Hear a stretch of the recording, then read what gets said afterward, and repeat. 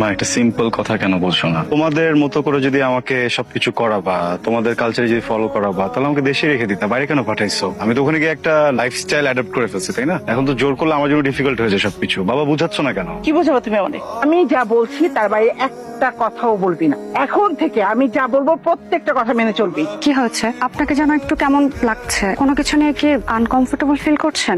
Uncomfortable কেন হবো? আংটি পছন্দ হয়নি? না, পছন্দ হবে না কেন? আংটিটা তো খুব সুন্দর। আংটিটা খুব পছন্দ হচ্ছে আমার। আমার সিম্পল জিনিস খুব পছন্দ। আংটিটা সিম্পল এন্ড বিউটিফুল। তাহলে প্রবলেমটা কোথায়?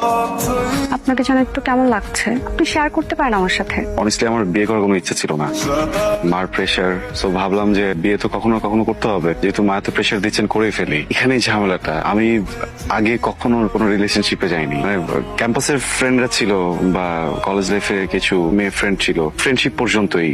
এর উপরে বা এর বেশি কখনো কোনো কিছু ভাবিও নি। সবসময় কাজ নিয়ে বিজি ছিলাম।